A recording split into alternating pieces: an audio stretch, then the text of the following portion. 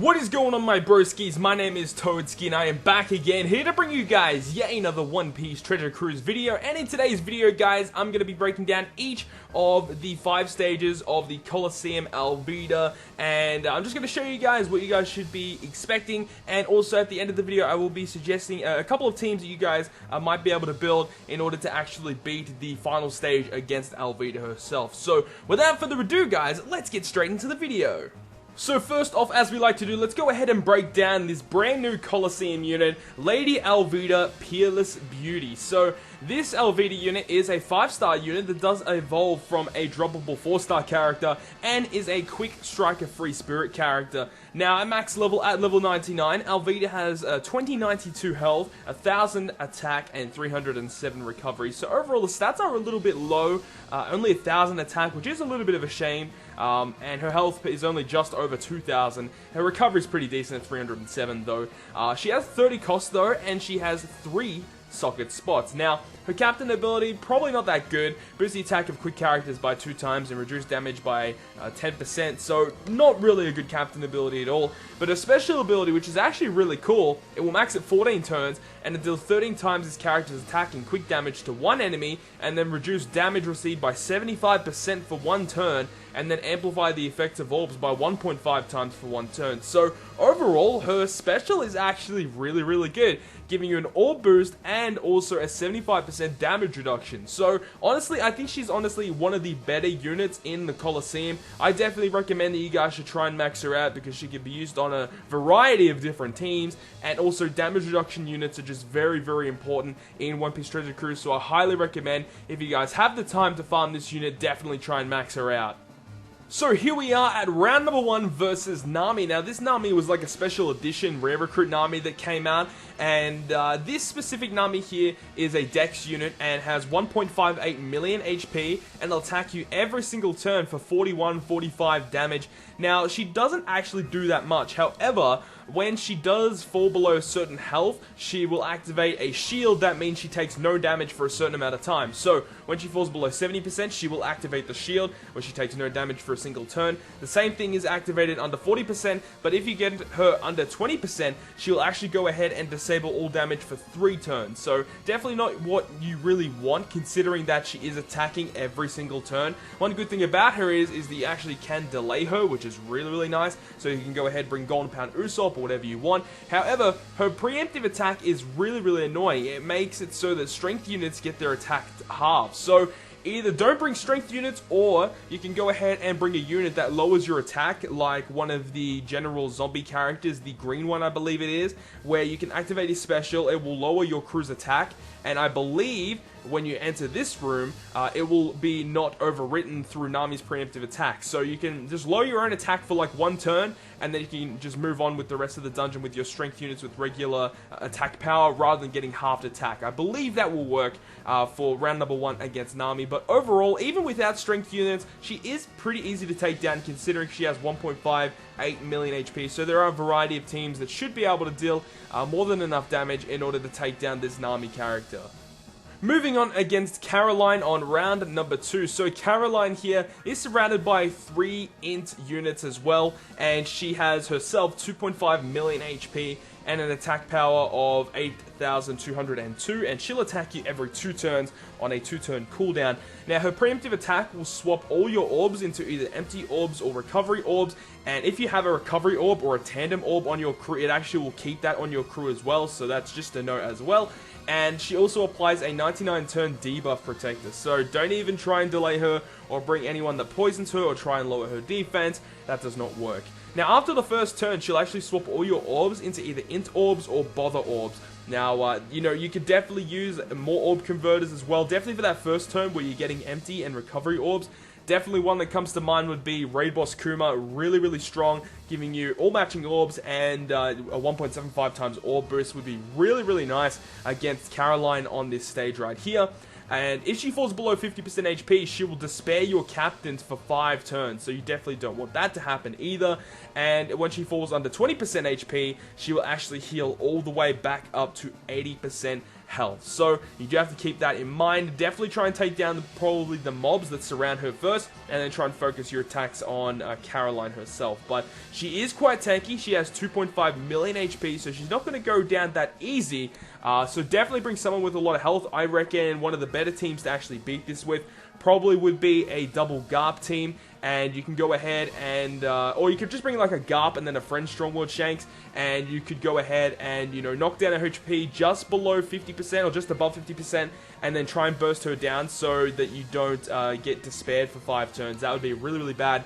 If you do get despaired though, you can go ahead and use like a Marco. If you have Marco, heal your HP back to full after the despair is expired, then you can go ahead and then try and take her down. So you shouldn't have any issues with that. Just make sure you don't get her under 20%. Now we move on to round number 3 against Sogeking. So Sogeking has 1.9 million HP and is surrounded by 5 Psy mob characters. Now himself, he has 3,997 damage, and he'll actually attack you every single turn. He does have a preemptive attack that will chain 3 random units for 3 turns, and that random chain can also include your captains. Your captains can get chained, so I highly recommend to have level 3 anti-chain sockets. It will help immensely for this stage. And not only that, but he also blinds your entire crew for 10 turns and then deals approximately 1900 damage. So that preemptive attack is very, very annoying. So you can either go ahead and, you know, bring someone that unlocks your characters and hope that that character doesn't get chained, or definitely, you know, as I said, having level 3, you know, anti-bind sockets does help a lot. And having someone to remove your blind, you know, that might help a little bit. Make guys like Mancherry helps a lot in this kind of situation, because she does remove blindness. I believe Mr. Genzo also removes blindness as well. Now, you know, Sogeking doesn't actually do anything else aside from attacking every single turn, but when he falls below 20% HP, he will deal 6,000 damage to you and then chain a random unit for 5 turns. So definitely don't try and get him under 20%. Definitely try and kill him off for that last little bit of HP that he does have. But overall, it shouldn't be that hard of a stage, honestly. He only has 1.9 million HP. He does attack for 4k every single turn. However, you can go ahead and delay him with anyone that you have, like a Golden Pound Usopp or whatever, because he doesn't have a debuff protector, so that does work. But all in all, shouldn't be too hard of a round to get past. Round number 4 is against Beppo. Now, Beppo has 3 million HP, and he'll attack you every 2 turns for 7,482 damage. Now, his preemptive attack will make yellow and purple units get chained for 13 turns. So, do not bring any units that are Psy or Int. So, I would highly, highly, highly recommend bringing probably a double NL team is probably the safest way to go about it. Because with double NL, if you have a level 5 auto heal, I believe, you can actually heal back more than what he's dealing to you. But if he does fall below 50% HP, he will then activate his special where he does 15,000 damage to you. So you can go ahead and I mean, you probably could survive that, but you definitely don't want to, you know, withstand that. So I highly recommend getting him really close to 50% and then activating all your specials to try and burst down half of his HP. He does have 3 million, so you're probably trying to burst down between 1.5 to 1.6 million HP. So make sure that you do have enough damage for that. Otherwise, you know, you don't really want to be taking that amount of damage. But if you do end up taking the 15,000 damage, he will also swap all your crew slots to strength, yellow, and purple. So strength, Psy, and Int orbs you will get. But all in all, with a double NL team, you know, you could bring Kaku. If you have Thatch, he helps immensely. Obviously, Legend Dofi, Legend Marco, Legend Boa, all immensely helpful in this type of stage as well. But definitely double NL teams will have no problem with clearing stage 4 against Beppo. And now we're on the final fight against ALVIDA. Now, before you actually reach this final stage of ALVIDA, you will have to fight Beppo once again. And if you guys just saw then, you have to fight Beppo. But this time, instead of having 3 million HP on round 4, on round 5 against ALVIDA, he'll only have 2 million HP. And he will have slightly lowered attack power as well. He will be a lot easier to clear. But let's talk about ALVIDA here. So, ALVIDA, obviously being a quick character, has 1 million HP, just 1 million, but she does have a 20,000 defense shield, which means you have to deal over 20,000 damage before you start dealing damage to her. So, very, very annoying. And every 2 turns, she'll attack for 7,920 damage. Now, her preemptive attack, which does make her even more annoying, is that she applies a 15-hit combo barrier. And not only that, she is also surrounded by a whole bunch of female mob characters, which are a little bit annoying. However, you can go ahead and use the 1000 Sunny special of the ship, and that can actually clear out all of those mobs that surround ALVIDA. So you won't have any issues with that. Now, if her HP falls below 50% HP, she will go ahead and increase her defense from 20,000 to 50,000. That actually could be a little bit of a problem, but if you have a really powerful dex team or really powerful dex units on your crew, you won't have any issues with dealing damage to her. And if you make her fall under 20% HP, she'll deal 25,000 damage to you. So you don't want that to happen either. But in most cases, you should be able to pretty much one-hit her. She doesn't have that much HP and only a 20,000 shield. So all in all, she's actually a really easy boss stage. And you guys shouldn't have any issues if you have like a Max Doflamingo. Definitely like a slasher team should be able to beat this. And we're going to go through some teams in a little bit towards the end of the video. So before moving on to the teams that we're going to discuss, let's just talk about the drops really quick. You can get all of these types of drops like with every other Coliseum. You can get all types of cotton candy, HP, attack, recovery, and all types up. Obviously, Forbidden Tomes are a necessity, and you've also got the ALVIDA skill books, which you can also drop as well. She only needs 9 skill ups, so that does make it a little bit easier in maxing her out. You can also drop cola and belly bags as well. So now let's go ahead and talk about 2 specific teams that you guys might be able to build in order to beat the Coliseum ALVIDA.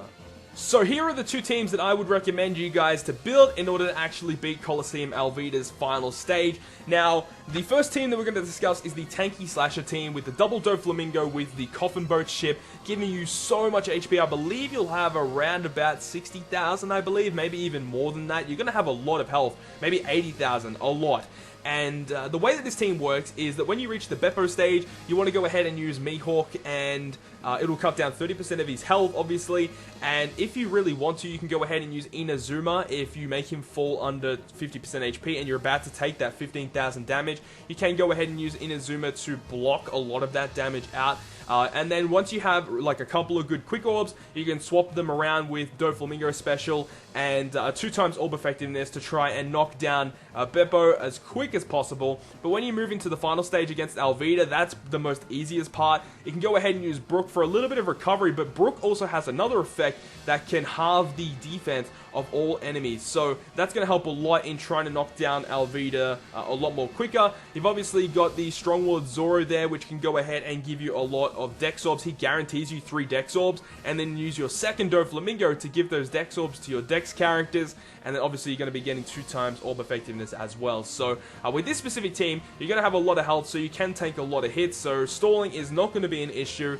and also you're just going to be able to take down ALVIDA really quickly, because you're going to be guaranteeing to get 3 Dex Orbs and then the 2 times Orb effectiveness. You should have no issues with taking down ALVIDA with that team. But now let's go ahead and talk about the Log Luffy team. So with this team, this is probably the most optimal team to try and take her down. If you don't have Log Luffy, you can replace Log Luffy with Gear 3, or you can use a Sadie and then a friend Log Luffy. That would work just as fine. But the way that it works is you can go ahead and on the Beppo stage, you want to go ahead and delay him when he's close to 50% HP, so that when you delay him and you get him under 50% HP, he won't activate that special. I believe he won't activate it, don't quote me on it, but I believe he doesn't activate it if he's delayed. But then you can just go ahead and take him down in as easy as you need. You don't really need to activate any other specials aside from the Usopp special. And when you reach the final stage against ALVIDA, obviously you've got the Thousand Sunny ship to take down all of the background characters. And then you can go ahead and use your Hawkins for guaranteed matching orbs on all of your characters if you have the right configuration, of course. And then you can swap them around with your Doflamingo, so you can get the 2 times orb effectiveness. And you know, NL's just there because he's a really powerful quick unit, and then he uses regular attacks, making sure that you're hitting Hawkins and Dofi last, so you can deal a lot of damage to ALVIDA and take her down reasonably quickly.